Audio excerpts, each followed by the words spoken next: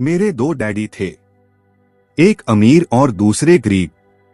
एक बहुत पढ़े लिखे थे और समझदार थे। वे पीएचडी और उन्होंने अपने 4 साल के अंडरग्रेजुएट कार्य को 2 साल से भी कम समय में कर लिया था। इसके बाद वे आगे पढ़ने के लिए Stanford university, university of Chicago तथा नॉर्थवेस्टर्न यूनिवर्सिटी गए और यह सब उन्होंने पूरी तरह से स्कॉलरशिप के सहारे ही किया।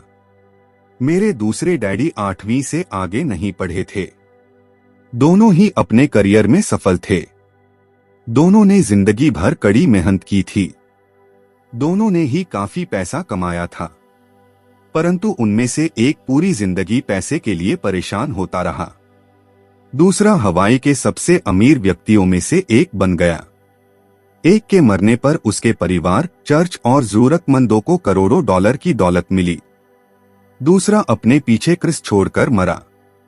मेरे दोनों डैडी इरादे के पक्के, चमत्कारी और प्रभावशाली थे। दोनों ने मुझे सलाह दी, परंतु उनकी सलाह एक सी नहीं थी। दोनों ही शिक्षा पर बहुत जोर देते थे, परंतु उनके द्वारा सुझाए गए पढ़ाई के विषय अलग अलग थे। अगर मेरे पास केवल एक ही डैडी होते तो मैं या तो उनकी सलाह मान लेता या फिर उसे ठुकरा देता। क्योंकि सलाह देने वाले दो थे, इसलिए मेरे पास दो विरोधाभासी विचार होते थे। किसी भी एक विचार को सीधे सीधे मान लेने या न मानने के बजाय मैं उनकी सलाहों पर काफी सोचा करता था, उनकी तुलना करता था और फिर खुद के लिए फैसला किया करता था। समस्या यह थी कि अमीर डैडी अभी अमीर नहीं थे और गरीब डैडी अभी गरीब नहीं थे। दोनों ही अपने करियर शुरू कर रहे थे और दोनों ही दौलत तथा परिवार के लिए मेहनत कर रहे थे, परंतु पैसे के बारे में दोनों के विचार और नजरिए एकदम अलग थे। उदाहरण के तौर पर एक डैडी कहते थे, पैसे का मोह ही सभी बुराइयों की जड़ है, जबकि दूसरे डैडी कहा करते थे, पैसे की कमी ही सभी बुराइयों की जड़ है। जब मैं छोटा था तो मुझे दोनों डैडियों की अलग अलग सलाहों से दिक्कत होती थी। एक अच्छा बच्चा होने के नाते मैं दोनों की बातें सुनना चाहता था। परेशानी यह थी कि दोनों एक सी बातें नहीं कहते थे। उनके विचारों में ज़मीन आसमान का फर्क था, खासकर पैसे के मामले में। मैं काफी लंबे समय तक यह सोचा करता कि उनमें से किसने क्या कहा, क्यों कहा और उसका परिणाम क्या होगा। मेरा बहुत सा समय सोच विचार में ही गुजर जाता था। मैं खुद से बार बार इस तरह के सवाल पूछा करता, उन्होंने ऐसा क्यों कहा? और फिर दूसरे डैडी की कही हुई बातों के बारे में भी इसी तरह के सवाल पूछता। काश मैं यह बोल सकता, हाँ वे बिल्कुल सही हैं। मैं उनकी बातों से पूरी तरह सहमत हूँ। या यह कहकर मैं सीधे उनकी बात ठुकरा सकता, बुड्ढे को यह नहीं पता कि वह क्या कह रहा है। क्योंकि दोनों ही मुझे प्यारे थे, इसलिए मुझे खुद के लिए सोचने पर मजबूर होना पड़ा। इस तरह सोचना मेरी आदत बन गई, जो आगे चलकर मेरे लिए बहुत फायदेमंद साबित हुई। अगर मैं एक तरह से ही सोच पाता तो यह मेरे लिए इतना फायदेमंद नहीं होता। धन दौलत का विषय स्कूल में नहीं बल्कि घर पर पढ़ाया जाता है। शायद इसीलिए अमीर लोग और ज्यादा अमीर होते जाते हैं, जबकि गरीब और ज्यादा गरीब होते जाते हैं और मध्य वर्ग कर्ज में डूबा रहता है। हम में से ज्यादातर लोग पैसे के बारे में अपने माता पिता से सीखते हैं। कोई गरीब पिता अपने बच्चे को पैसे के बारे में क्या सिखा सकता है? वह सिर्फ इतना ही कह सकता है, स्कूल जाओ और मेहनत से पढ़ो। हो सकता है वह बच्चा अच्छे नंबरों से कॉलेज की पढ़ाई पूरी कर ले, फिर भी पैसे के मामले में उसकी मानसिकता और उसका सोचने का ढंग एक गरीब आदमी जैसा ही बना रहेगा। यह सब उसने तब सीखा था जब वह छोटा बच्चा था। धन का विषय स्कूलों में नहीं पढ़ाया जाता। स्कूलों में शैक्षणिक और व्यावसायिक निपुणताओं पर जोर दिया जाता है, न कि धन संबंधी निपुणता पर। इससे यह साफ हो जाता है कि जिन स्मार्ट बैंकर्स, डॉक्टर्स और अकाउंटेंट्स के स्कूल में अच्छे नंबर आते हैं, वे जिंदगी भर पैसे के लिए संघर्ष क्यों करते हैं। हमारे देश पर जो भारी कर्ज लदा हुआ है वह काफी हद तक उन उच्च शिक्षित राजनेताओं और सरकारी अधिकारियों के कारण है जो आर्थिक नीतियां बनाते हैं, और मजे की बात यह है कि वे धन के बारे में बहुत कम जानते हैं। मैं अक्सर नई सदी में आने वाली समस्याओं के बारे में सोचता हूँ। तब क्या होगा जब हमारे पास ऐसे करोड़ों लोग होंगे जिन्हें आर्थिक और चिकित्सकीय मदद की जरूरत होगी। धन संबंधी मदद के लिए या तो वे अपने परिवारों पर या फिर सरकार पर निर्भर होंगे। क्या होगा जब मेडिकेयर और सोशल सिक्योरिटी के पास का पैसा खत्म हो जाएगा? किस तरह कोई देश तरक्की कर पाएगा अगर पैसे के बारे में पढ़ाई की जिम्मेदारी माता पिता के ऊपर छोड़ दी जाएगी, जिनमें से ज्यादातर गरीब हैं या गरीब होंगे? क्योंकि मेरे पास 2 प्रभावशाली डैडी थे, इसलिए मैंने दोनों से ही सीखा। मुझे दोनों की सलाह पर सोचना पड़ता था। इस तरह से सोचते सोचते मैंने यह भी जान लिया कि किसी व्यक्ति के विचार उसकी जिंदगी पर कितना जबरदस्त प्रभाव डाल सकते हैं। उदाहरण के तौर पर एक डैडी को यह कहने की आदत थी, मैं इसे नहीं खरीद सकता। दूसरे डैडी इन शब्दों के इस्तेमाल से चिढ़ते थे। वे जोर देकर कहा करते थे कि मुझे इसके बजाय यह कहना चाहिए, मैं इसे कैसे खरीद सकता हूँ। पहला वाक्य नकारात्मक है और दूसरा प्रश्नवाचक।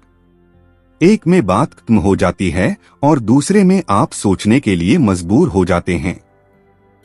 मेरे जल्द ही अमीर बनने वाले डैडी ने मुझे समझाया कि जब हम कहते हैं मैं इसे नहीं खरीद सकता, तो हमारा दिमाग काम करना बंद कर देता है। इसके बजाय जब हम यह सवाल पूछते हैं मैं इसे कैसे खरीद सकता हूँ, तो हमारा दिमाग काम करने लगता है। उनका यह मतलब नहीं था कि आपका जिस चीज पर दिल आ जाए उसे खरीद ही लें। वे लगभग दीवानगी की हद तक अपने दिमाग को कसरत करवाना चाहते थे, क्योंकि उनके ख्याल से दिमाग दुनिया का सबसे ताकतवर कंप्यूटर है। मेरा दिमाग हर रोज तेज होता जाता है क्योंकि मैं इसकी कसरत करता रहता हूँ। यह जितना तेज होता जाता है, मैं इसकी मदद से उतना ही ज्यादा पैसा कमा सकता हूँ। उनका मानना था कि मैं इसे नहीं खरीद सकता, यह कहना दिमागी आलस की पहचान है। हालांकि दोनों ही डैडी अपने काम में कड़ी मेहनत करते थे, परंतु मैंने देखा कि पैसे के मामले में एक डैडी की आदत यह थी कि वे अपने दिमाग को सुला देते थे और दूसरे डैडी अपने दिमाग को लगातार कसरत करवाते रहते थे। इसका दीर्घकालीन परिणाम यह हुआ कि एक डैडी आर्थिक रूप से बहुत अमीर होते चले गए, जबकि दूसरे डैडी लगातार कमजोर होते गए। इसे इस तरह से समझें कि एक व्यक्ति हर रोज कसरत करने के लिए जिम जाता है, जबकि दूसरा व्यक्ति अपने सोफे पर बैठकर टीवी देखता रहता है। शरीर की सही कसरत से आप ज्यादा तंदुरुस्त हो सकते हैं और दिमाग की सही कसरत से आप ज्यादा अमीर हो सकते हैं। आलस्य से स्वास्थ्य और धन दोनों का नुकसान होता है। मेरे दोनों डैडियों की विचारधारा में जमीन आसमान का अंतर था। एक डैडी की सोच थी कि अमीरों को ज्यादा टैक्स देना चाहिए ताकि बेचारे गरीबों को ज्यादा फायदा मिल सके, जबकि दूसरे डैडी कहते थे टैक्स उन लोगों को सजा देता है जो उत्पादन करते हैं और उन लोगों को इनाम देता है जो उत्पादन नहीं करते। एक डैडी सिखाते थे मेहनत से पढ़ो ताकि तुम्हें किसी अच्छी कंपनी में नौकरी मिल जाए, जबकि दूसरे डैडी की सीख यह थी मेहनत से पढ़ो ताकि तुम्हें किसी अच्छी कंपनी को खरीदने का मौका मिल जाए। एक डैडी कहते थे मैं इसलिए अमीर नहीं हूँ क्योंकि मुझे बाल बच्चों को पालना पड़ता है। दूसरे डैडी कहते थे मुझे इसलिए अमीर बनना है क्योंकि मुझे बाल बच्चों को पालना है।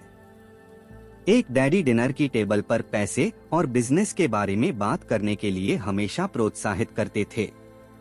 दूसरे डैडी भोजन करते समय पैसे की बातें करने के लिए मना करते थे। एक का कहना था जहां पैसे का सवाल हो सुरक्षित कदम उठाओ, खतरा मत उठाओ। दूसरे का कहना था खतरों का सामना करना सीखो।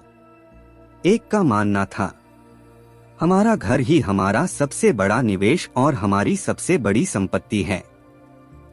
दूसरे का मानना था मेरा चर मेरा दायित्व है और अगर आपका घर आपकी नजर में आपका सबसे बड़ा निवेश है तो आप गलत हैं।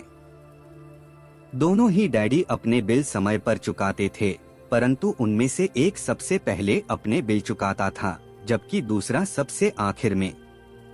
एक डैडी का यह मानना था कि कंपनी या सरकार को आपका ध्यान रखना चाहिए और आपकी जरूरतों को पूरा करना चाहिए। वे हमेशा तनख्वाह में बढ़ोतरी, रिटायरमेंट योजनाओं, मेडिकल लाभ, बीमारी की छुट्टी, छुट्टियों के दिन और बाकी सुविधाओं के बारे में चिंतित रहते थे। वे अपने 2 चाचाओं से बहुत प्रभावित थे, जो सेना में चले गए थे और 20 साल के सक्रिय जीवन के बाद उन्होंने अपने रिटायरमेंट और जीवन भर के आराम का इंतजाम कर लिया था। वे मेडिकल लाभ के विचार को पसंद करते थे और सेना द्वारा अपने रिटायर्ड कर्मचारियों को दी जा रही सुविधाओं की भी तारीफ करते थे। उन्हें विश्वविद्यालय का टेन्योर सिस्टम भी काफी पसंद था। कई बार नौकरी से आजीवन मिल रही सुरक्षा और नौकरी के लाभ नौकरी से ज्यादा महत्वपूर्ण हो जाते हैं। वे अक्सर यह कहते थे, मैंने सरकार के लिए बहुत मेहनत से काम किया है और इसलिए बदले में मुझे ये लाभ मिलने चाहिए। दूसरे डैडी पूरी तरह से आर्थिक स्वावलंबन में विश्वास करते थे। वे सुविधाभोगी मानसिकता के विरोधी थे। वे यह मानते थे कि इस तरह की मानसिकता लोगों को कमजोर और आर्थिक रूप से जरूरतमंद बनाती है। उनका दृढ़ विश्वास था कि आदमी को आर्थिक रूप से सक्षम होना चाहिए। एक डैडी कुछ डॉलर बचाने के लिए परेशान रहे। दूसरे डैडी एक के बाद एक निवेश करते रहे। एक डैडी ने मुझे बताया कि अच्छी नौकरी तलाशने के लिए अच्छा सा बायोडाटा कैसे लिखा जाए। दूसरे ने मुझे यह सिखाया कि कैसे मजबूत व्यावसायिक और वित्तीय योजनाएं लिखी जाएं जिससे मैं नौकरियां दे सकूं। 2 प्रभावशाली डैडियों के साथ रहने के कारण मुझे यह विश्लेषण करने का मौका मिला कि उनके विचारों का उनके जीवन पर कितना प्रभाव हो रहा है। मैंने पाया कि दरअसल लोग अपने विचारों से ही अपने जीवन को दिशा देते हैं। उदाहरण के तौर पर मेरे गरीब डैडी हमेशा कहा करते थे, मैं कभी अमीर नहीं बन पाऊंगा, और उनकी यह भविष्यवाणी सही साबित हुई। दूसरी तरफ मेरे अमीर डैडी हमेशा खुद को अमीर समझते थे। वे इस तरह की बातें करते थे, मैं अमीर हूं और अमीर लोग ऐसा नहीं करते। एक बड़े आर्थिक झटके के बाद जब वे दिवालियेपन की कगार पर थे, तब भी वे खुद को अमीर आदमी ही कहते रहे। वे अपने समर्थन में यह कहते थे, गरीब होने और पैसा न होने में फर्क होता है। पैसा पास में न होना अस्थायी होता है, जबकि गरीबी स्थायी है। मेरे गरीब डैडी यह भी कहते थे, मेरी पैसे में कोई रुचि नहीं है या पैसा महत्वपूर्ण नहीं है। मेरे अमीर डैडी हमेशा कहते थे, पैसे में बहुत ताकत है। हो सकता है हमारे विचारों की ताकत को कभी भी मापा न जा सके या फिर उन्हें पूरी तरह से समझा न जा सके। फिर भी बचपन में ही मैं यह समझ गया था कि हमें अपने विचारों पर ध्यान देना चाहिए और अपनी अभिव्यक्ति पर भी। मैंने देखा कि मेरे गरीब डैडी इसलिए गरीब नहीं थे क्योंकि वे कम कमाते थे, बल्कि इसलिए गरीब थे क्योंकि उनके विचार और काम गरीबों की तरह थे। 2 डैडी होने के कारण बचपन से ही मैं इस बारे में बहुत सावधान हो चला था कि मैं किस तरह की विचारधारा अपनाऊं। मैं किसकी बात मानूं, अपने अमीर डैडी की या अपने गरीब डैडी की। हालांकि दोनों ही शिक्षा और ज्ञान को बहुत महत्वपूर्ण मानते थे, परंतु क्या सीखा जाए इस बारे में दोनों की राय अलग अलग थी। एक चाहते थे कि मैं पढ़ाई में कड़ी मेहनत करूं, डिग्री लूं और पैसे कमाने के लिए अच्छी सी नौकरी ढूंढ लूं। वे चाहते थे कि मैं एक पेशेवर अधिकारी, वकील या अकाउंटेंट बन जाऊं या MBA कर लूं। दूसरे डैडी मुझे प्रोत्साहित करते थे कि मैं अमीर बनने का रहस्य सीख लूं, यह समझ लूं कि पैसा किस तरह काम करता है और यह जान लूं कि इससे अपने लिए कैसे काम लिया जाता है। मैं पैसे के लिए काम नहीं करता।